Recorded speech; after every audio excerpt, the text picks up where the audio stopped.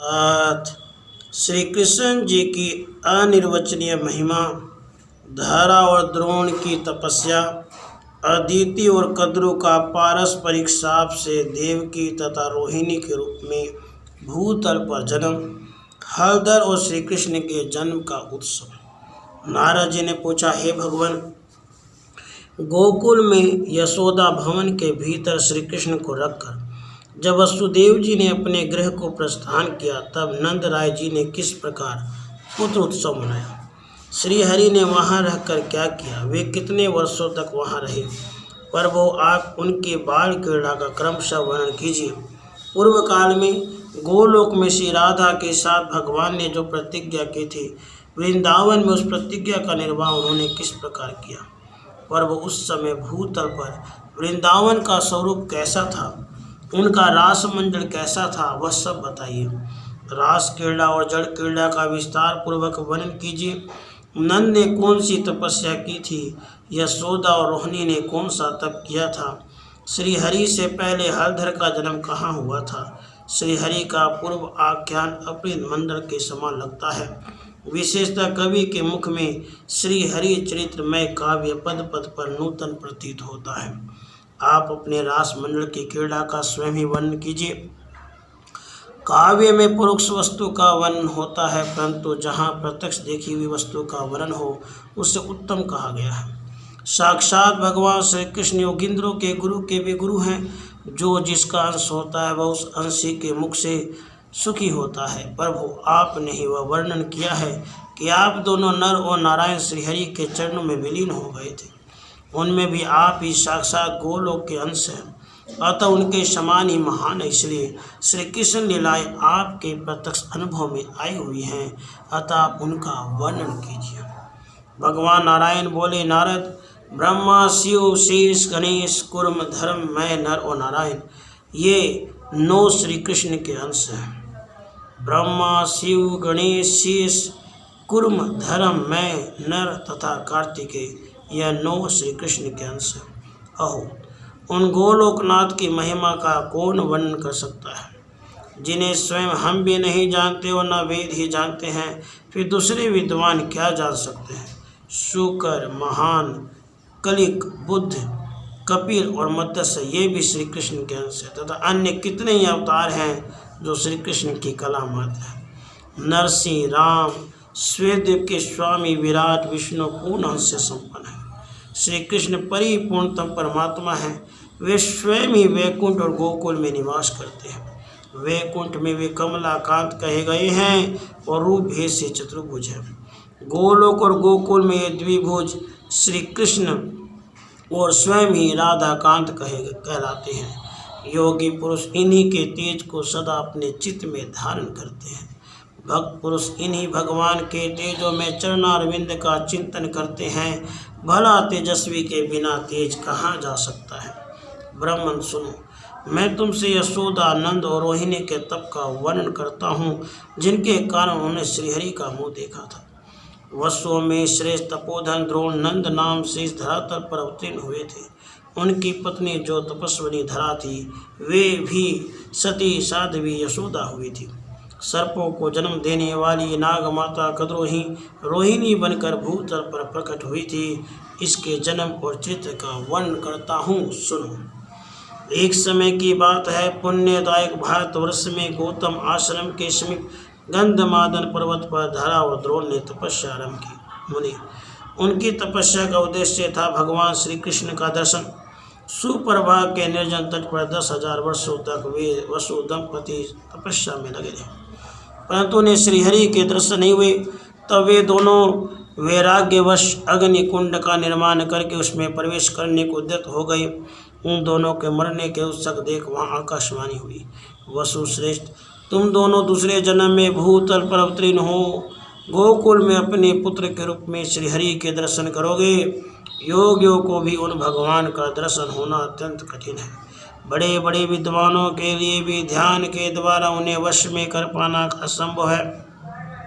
वे ब्रह्मा आदि देवताओं के भी वंदनीय हैं। यह सुनकर धरा और द्रोण सुखपूर्वक अपने घर को चले गए और भारतवर्ष में जन्म लेकर उन्होंने श्रीहरि के मुखारविंद के दर्शन किए। इस प्रकार यशोदा और नंद का चरित्र तुमसे कहा गया। अब देवताओं के लिए परम गोपनीय रोहिणी का चरित्र सुनो। एक समय देव माता अदिति ने ऋतुमती होने पर समस्त श्रृंगारों से सुसज्जित हो अपने पति देव श्री कश्यप जी से मिलना चाहा। उस समय कश्यप जी अपने दूसरी पत्नी सर्प माता कद्रू के पास थे। कश्यप जी के आने विलम्ब होने पर अदिति को बहुत शोक हुआ और उन्होंने कद्रू को शाप दे दिया कि वे स्वर्ग लोक को त्याग कर मानव योनि को प्राप्त हो। इस बात को सुनकर कद्रू ने भी अदिति को शाप दे दिया, वे जरा युक्त होकर मर्त्य लोक में मानव योनि में जाए। इस प्रकार दोनों के शापग्रस्त होने पर कश्यप जी ने कद्रू को सांत्वना देकर समझाया कि तुम मेरे साथ मर्त्य लोक में जाकर श्रीहरि के मुख कमल का दर्शन प्राप्त करोगे। उसके बाद कश्यप जी ने अदिति के घर जाकर उनकी इच्छा पूर्ण की। उसी ऋतु से देवराज का जन्म हुआ। इसके बाद अदिति ने देवकी के रूप में, कद्रू ने रोहिणी के रूप में और कश्यप जी ने श्री कृष्ण के पिता श्री वसुदेव जी के रूप में जन्म ग्रहण किया। मुझे यह सारा गोपनीय रहस्य बताया गया। अब अनंत अपरमे सहस्रों मस्तक वाले भगवान बलदेव जी के जन्म का वृत्तांत सुनो। साध्वी रोहिणी वसुदेव जी की प्रेयसी भार्या थी। मुने वे वसुदेव जी की आज्ञा से संकर्षण की रक्षा के लिए गोकुल में चली गई। कंस से भयभीत होने का उन्हें वहां से पलायन करना पड़ा था। उन दिनों योग माया ने श्री कृष्ण की आज्ञा से देवकी के सातवें गर्भ को रोहिणी के उदर में स्थापित कर दिया था। उस गर्भ को स्थापित करके वे देवी तत्काल कैलाश पर्वत को चली गई। कुछ दिनों के बाद रोहिणी ने नंद भवन में श्री कृष्ण के अंश स्वरूप पुत्र को जन्म दिया। उसकी अंकाती तपाए हुए स्वर्ण के समान गोर थी। वह बालक साक्षात ईश्वर था। उसके मुख पर मंद हास्य की मनोहर छटा एवं प्रसन्नता छा रही थी। वह ब्रह्म तेज से प्रकाशित हो रहा था। उसके जन्म मात्र से देवताओं को आनंद छा गया। स्वर्गलोक में दुंदुभी, आनक और मूरज आदि दिव्य वाद्य बज उठे। आनंद मग्न हुए देवता शंख ध्वनि के साथ जय जयकार करने लगे। नंद का हृदय हर्ष से उल्लसित हो उठा। उन्होंने ब्राह्मणों को बहुत सा धन दिया। धाय ने आकर बालक की नाल काटी और उसे नहलाया। समस्त आभूषणों से भूषित गोपियां जय जयकार करने लगी। उस पराये पुत्र के लिए भी नंद ने बड़े आदर के साथ महान उत्सव मनाया। यशोदा जी ने गोपियों तथा ब्राह्मणियों को प्रसन्नतापूर्वक धन दान दिया। नाना प्रकार के द्रव्य, सिंदूर एवं तेल प्रदान किए। वत्स, इस प्रकार मैंने तुमसे नंद और यशोदा के तप का प्रसंग कहा, हलधर के जन्म की कथा कही और रोहिणी जी के चित्र को सुनाया है। अब तुम्हें जो अभिष्ट है वह नंद पुत्र उत्सव का प्रसंग सुनो। वह सुखदायक, मोक्षदायक तथा जन्म ऋतु और जरावस्था का निवारण करने वाला सार तत्व है। श्री कृष्ण जी का मंगलमय चित्र वैष्णवों का जीवन है। वह समस्त अशुभों का विनाशक और श्रीहरि के दास्य भाव को देने वाला है। वसुदेव जी ने श्री कृष्ण जी को नंद भवन में रख दिया और उनकी कन्या को गोद में लेकर वे हर्षपूर्वक अपने घर को लौट आए। यह प्रसंग तथा उस कन्या का श्रवण सुखद चरित्र पहले कहा जा चुका है। अब गोकुल में जो श्री कृष्ण की मंगलमयी लीला प्रकट हुई उसे बताता हूँ, सुनो। जब वसुदेव जी अपने घर को लौट गए तब जया तिथि अष्टमी से युक्त उस विजयपूर्ण मंगलमय श्रुतिकागार में नंद और यशोदा जी ने देखा उनका पुत्र धरती पर पड़ा हुआ है। उसके श्रीअंगों से नवीन मेघमाला के समान तेजा पुंजमयी श्याम कांति प्रस्फुट हो रही है। वह नग्न बालक बड़ा सुंदर दिखाई देता था। उसकी दृष्टि ग्रह के शिखर भाग की ओर लगी हुई थी। उसका मुख शरत काल की पूर्णिमा के चंद्रमा को लज्जित कर रहा था। दोनों नेत्र नील कमल की शोभा को छीन लेते थे। वह कभी रोता था, कभी हंसने लगता था। उसके श्रीअंगों में धूलि के कण लगे हुए थे। उसके दोनों हाथ धरती पर टिके हुए थे। युगल चरणाविंद प्रेम की पूंज से जान पड़ते थे। उससे दिव्य बालक श्रीहरि को देखकर पत्नी सहित नंद को बड़ी प्रसन्नता हुई। धाय ने ठंडे जल से बालक को नहलाया, उसकी नाल काट दी। उस समय गोपियों हर्ष से जय जयकार करने लगी। व्रज की सारी गोपिकाएं, बालिका युवतियां भी ब्राह्मण पत्नियों के साथ श्रुतिकागार में आई। उन सब ने आकर बालक को देखा, प्रसन्नतापूर्वक उसे आशीर्वाद दिया। नंद नंदन की भूरी भूरी प्रशंसा करती हुई वे उन्हें अपनी गोद में ले लेती थी। उनमें से कितने ही गोपियां रात में वहीं रह गईं। नंद ने वस्त्र सहित स्नान करके धुली हुई धोती और चादर धारण की। फिर प्रसन्नचित्त वहाँ परंपरागत विधि का पालन किया। ब्राह्मणों को भोजन कराया, उनसे मंगल पाठ कराया, नाना प्रकार के बाजे बजवाए, बंदी जनों को धन दान दिया। उसके बाद नंद ने आनंद पूर्वक ब्राह्मणों को धन दिया। उत्तम रत्न, मूंगे और हीरे भी आदर पूर्वक उन्हें दिए।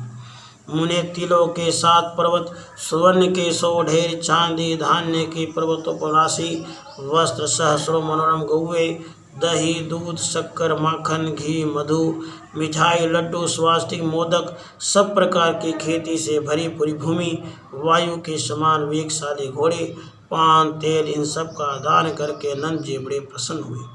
उन्होंने सूतिकागार की रक्षा के लिए ब्राह्मणों को नियुक्त किया।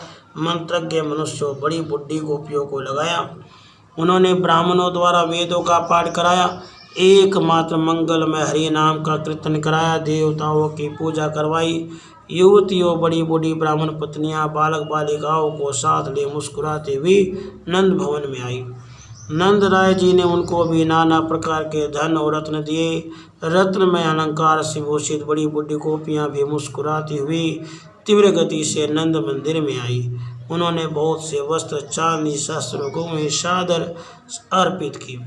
ज्योतिष शास्त्र के विशेषज्ञ, विविध ज्योतिषी जिनकी वाणी शुद्ध थी, हाथ में पुस्तक लिए नंद मंदिर में पधारे। नंद जी ने उन्हें नमस्कार करके प्रसन्नता पूर्वक उनके सामने विनय प्रकट की। उन सब ने आशीर्वाद दिए। उत्तम बालक को देखा। इस प्रकार व्रजराज नंद ने सामग्री एकत्र करके पुत्रोत्सव मनाया और ज्योतिषियों द्वारा शुभ अशुभ भविष्य का प्रकाशन कराया। उसके बाद वह बालक नंद भवन में शुक्ल पक्ष के चंद्रमा की भांति दिनों दिन बढ़ने लगा। श्री कृष्ण और हरदर दोनों ही माता का स्तनपान करते थे। मुनि वहाँ नंद के पुत्रोत्सव में प्रसन्न हुई। रोहिणी देवी ने आई हुई स्त्रियों को प्रसन्नतापूर्वक तैल, सिंदूर और तांबूल प्रदान किए। वे सब बालक के सिर पर आशीर्वाद दे अपने अपने घर को चली गई। केवल यशोदा, रोहिणी और नंद ये ही उस घर में हर्षपूर्वक रहे। राधे कृष्ण राधे।